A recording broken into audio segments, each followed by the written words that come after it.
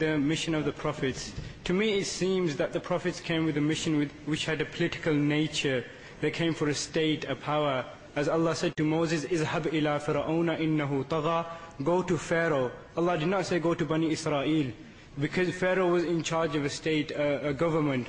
So isn't Islam, the mission of the prophets, have a political nature?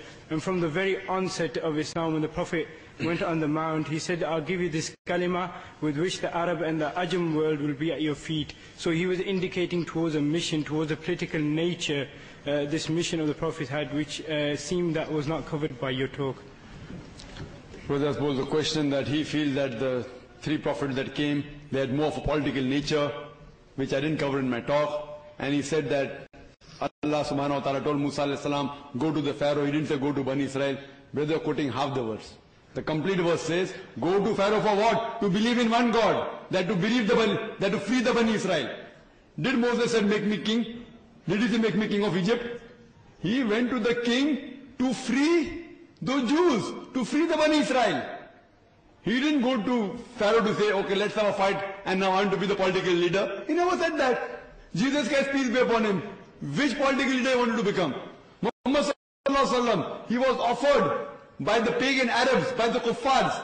If you know, it's mentioned in the hadith that Udba, one of the representatives of the pagan Arabs, they said that, oh Muhammad sallallahu alaihi wasallam, if you give up your mission, we will make you the wealthiest man in the full country. We will make you the leader of a community. We will crown you king. And the Prophet didn't agree. They went even through his uncle, that give up, don't divide the people, don't say there's only one God. If you give up this mission, we will make you king. And the Prophet said, told his uncle, Abu Talib, that even if they place the sun in my right hand and the moon in my left, I will not give up the mission until I die. So where is the political nature? Yes, politics is there in Islam. But these people were sent to spread the message of Allah subhanahu wa ta'ala. And when the message is spread, how to lead a life and how to set up a country and a state is also mentioned. But the main thing was calling towards Allah subhanahu wa ta'ala. And when you become a majority and when you have a particular state, how to lay down the rules and regulations also Allah says. But Moses, peace be upon him, was not sent to the Pharaoh to become the king of Egypt. He was sent to free the people who were in bondage, so that later on when they become free, they can follow a life as laid down by Allah subhanahu wa ta'ala. Islam does include politics, but that doesn't mean it came to conquer the politics and become the king, etc. Hope that answers the question. Can you have a question from the sister's side?